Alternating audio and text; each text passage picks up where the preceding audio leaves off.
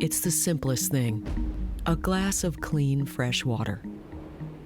Every single person on Earth, all 7.2 billion of us, needs a few of these each day. But there are more people all the time. The climate is shifting. Pollution is rising. All of these threaten clean, fresh water supplies around the world.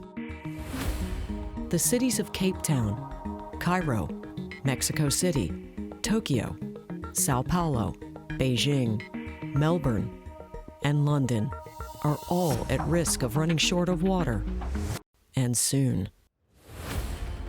Hundreds of millions of people are in danger of losing their clean, fresh drinking water altogether. The hunt for new supplies is going on right now across the world.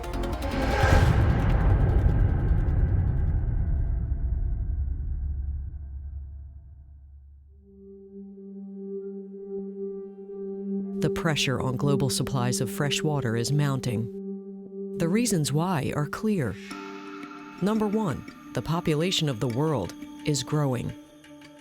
There are 7.3 billion people on the planet now. In 10 years, that number will rise by 1.2 billion to 8.5 billion. According to a new UN report, by 2050, the number will be almost 10 billion people.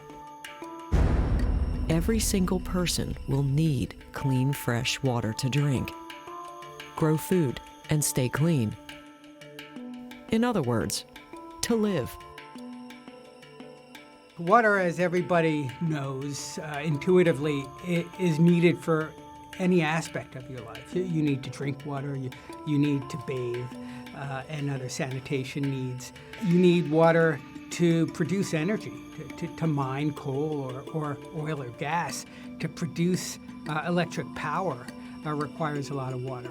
Your food requires a lot of water. In fact, irrigating crops to grow our food takes up about 70 or 80% of all the water used throughout the world. So when you're looking at a water crisis, the first thing that comes to my mind is what's going on with irrigated agriculture in that area. There are two basic ways to get water for human needs. One way is to dig wells down into the water table and bring it up. The other is to catch seasonal rainwater and snowmelt flowing in rivers and collect it in reservoirs. All over the world, hundreds of millions of people rely on these sources of water to grow crops, to drink, and for basic sanitation. Globally, 500,000 seasonal dams catch rain and snowmelt runoff. When the dams fill in the wet season, people downstream have water to drink and grow crops. Some of that water sinks into the ground, replenishes the water table, and recharges wells. Now the atmosphere is warming, and the global climate is behaving erratically, unpredictably. The seasonal arrival of enough rain and snow to fill water needs has become less reliable. What if rain and snowfall patterns change profoundly? Or the rains and snows don't come at all? Or extreme rain provides too much rain all at once, creating floods of polluted water too toxic to drink or use. To try and determine where these kinds of water risks are highest, the World Resources Institute has created the Aqueduct Water Risk Atlas. There's a lot of color everywhere. The darker colors show where the greatest water stress is in the world. I would say India and Pakistan, those are the places that keep me up the most at night. The Indus and Ganges river basins are seeing lower water levels coming from the snowmelt in the Himalayas. 700 million people depend on that water. The first place my eye is drawn to is this area in northwestern India and in eastern Pakistan. It's extremely high stress in most of this region. This is kind of ground zero for for pumping of groundwater to irrigate agriculture. So a place that's already high risk on a baseline level then sees a very bad drought, that's going to lead to a crisis. And when a crisis happens between two countries that are basically enemies and have nuclear weapons, this poses a very dangerous situation. But India and Pakistan are not the only water flashpoint in the world. In 2018, Cape Town, South Africa, came within weeks of day zero, the declaration of a water emergency and rationing. Parts of South America are in trouble too. São Paulo, Brazil, has a population of over 12 million. It's the largest city in Brazil and the Western Hemisphere, and it's running out of water. In fact, in regions on every continent except Antarctica, the demand for fresh water is greater than the supply. When I look at this map of water stress and I see all this red, what it's telling me is that this use is unsustainable in a lot of these red areas. It's telling me that we're kind of like a person who's spending his bank account down faster than it's being replenished with money from his job.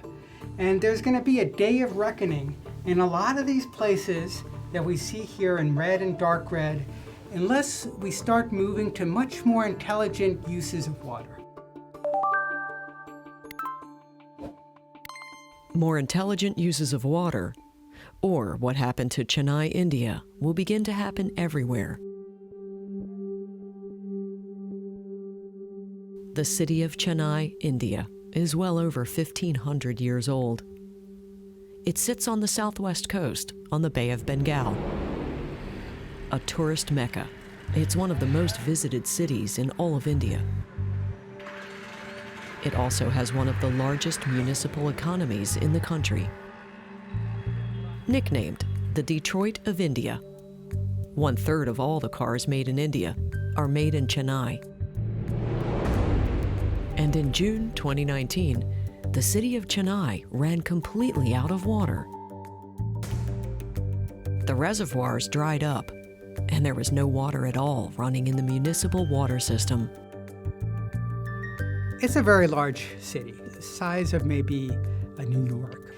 And this is a city which, in June of 2019, saw all 4 of its major reservoirs go to zero, zippo, as in dry beds of the reservoirs. And this population of 10 million people only can get water from tanker trucks that are coming in, trains with boxcars. They have no other source of water, and that's just kind of keeping people with the core amount of water they need for drinking water and sanitation. A lot of businesses have had to shutter. This is a place with a lot of tourism. It's the second largest IT center in India. It's kind of catastrophic from both a humanitarian and an economic perspective for this city. The catastrophe took some time to build. Between 2001 and 2019, the population of Chennai grew out of control from 4.5 million to 11 million. That meant more demand for water. In 2015, there was a killing flood as the annual monsoon dumped huge amounts of water on Chennai. Too much water, polluted and unsafe to drink. And the city only treats 15% of its wastewater. Then the monsoon failed for a couple of years.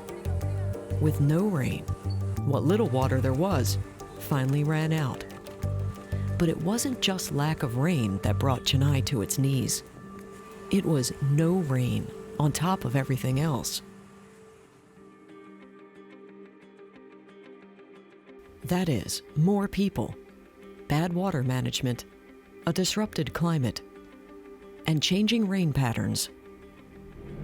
When patterns become unreliable, they can bring too much rain, or they can bring nothing at all.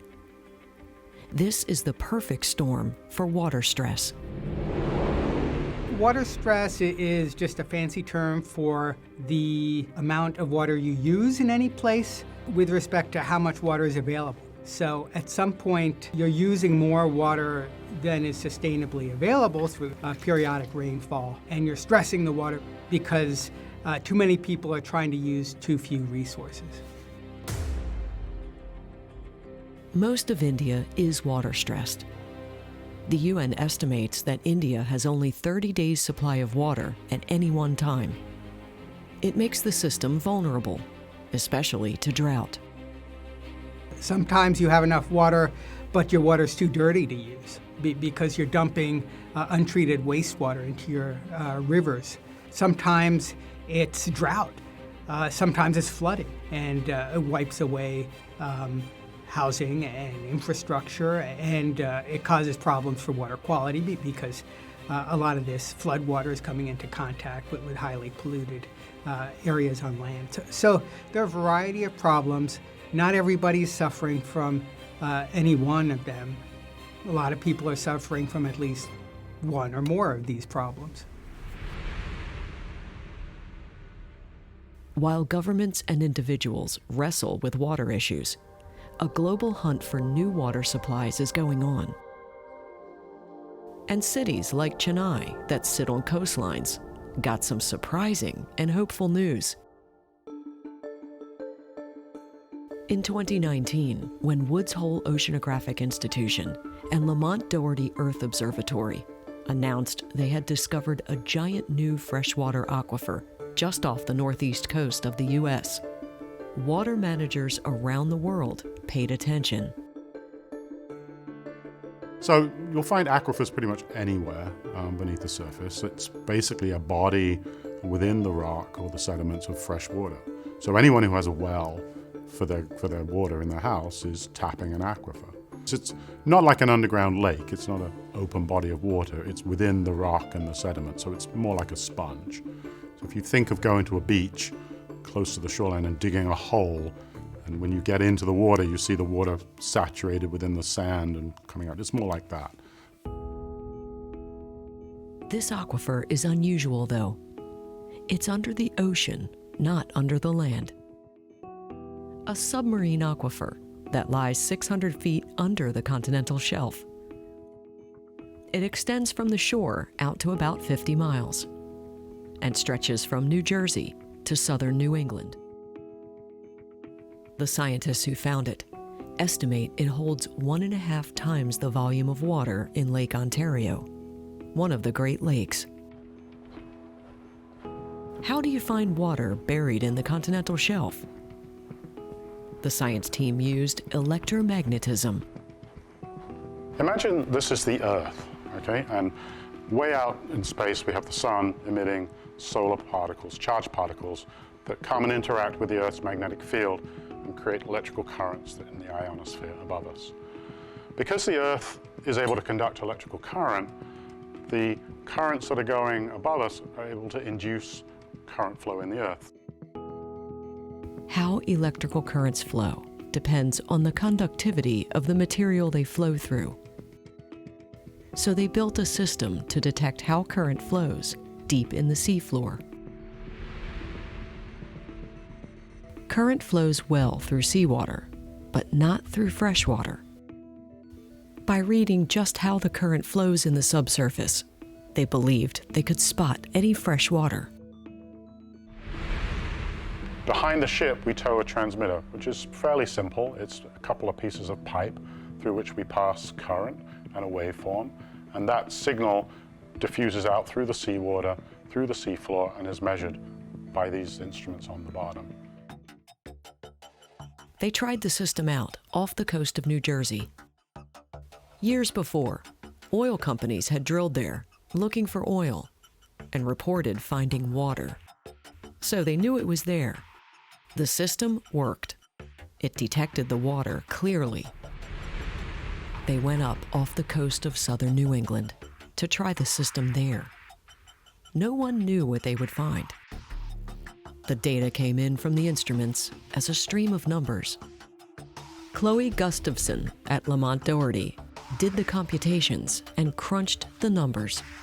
So what we get is this colorful image where the yellowy orange portions show where the aquifer is.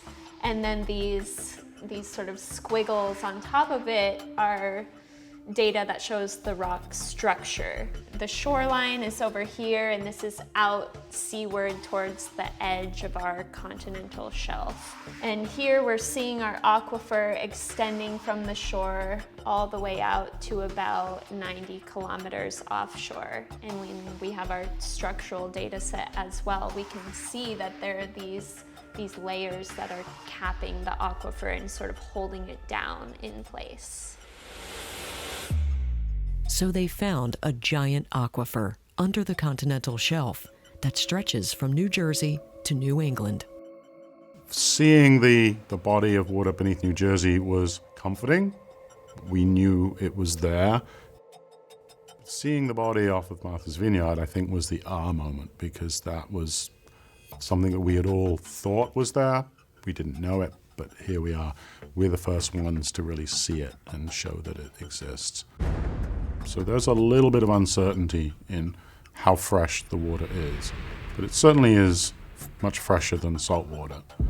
So from a desalination point of view, the amount of energy needed to turn it from what it is into potable water is going to be significantly less. Desalination is a technology designed to remove salt from seawater to make it fresh and safe for drinking. Today, 18,000 desalination plants around the world produce 22.9 billion gallons of fresh water a day by removing salt from seawater. Some 300 million people rely on that water for some or all of their daily needs. Desalination with today's technology is your last-ditch solution. And it's really only an alternative for wealthier communities. You don't see a lot of poor countries with desal. It's mostly Saudi Arabia, United Arab Emirates, Israel, Singapore. Melbourne just had to put in an emergency desalination plant. We have a desalination plant in Southern California. Southern California is investing billions of dollars in desalination plants. There may be no choice. All the elements for water stress are present. The region relies on snowmelt from far away in the Sierra Nevada mountains. Intense agriculture consumes much of it as it flows south. The growing population of Southern California takes the rest. Add a prolonged drought and a changing climate. It costs $100 million to build a desalination plant for just 300,000 people. There are 24 million people in Southern California. The numbers are huge, but the economy is strong enough to pay for it. In poorer places, we're seeing day zeros, where the cities are running out of water or close to running out of water, and they're trying to figure out what to do. And people in cities are waiting on lines sometimes to get water that's trucked in. This is happening in places like Mexico City. You can see, as we've seen in Yemen or in Iraq, horrible health problems with hundreds of thousands of people hospitalized. You can see cholera outbreaks. So a lot of really bad things happen when water runs out. You see conflict happening in water-scarce places. You see out-migrations of people from places that are drying out, in rural areas. So that's what a drier future looks like. The discovery of a giant aquifer of almost fresh water off the U.S. East Coast won't solve the water problems of the world. But the science teams at Woods Hole and Lamont Doherty have developed a technique that can be used around the world to find other aquifers. They will study the connection between onshore freshwater aquifers, offshore aquifers, and the impact on marine ecosystems. But for cities like Chennai, India, Cape Town, South Africa, and San Diego, California, and the islands of Australia and Malta, just to name a few, it could mean new supplies of fresh water to face a hotter, drier world. It's not uncommon in science, I think, that we start out with trying to address a basic problem and that we end up finding something that has much bigger implications. It's a basic geologic process that's of interest to some of us, but it clearly could potentially impact on all of society. It's the simplest thing, a glass of fresh water, unless you don't have it.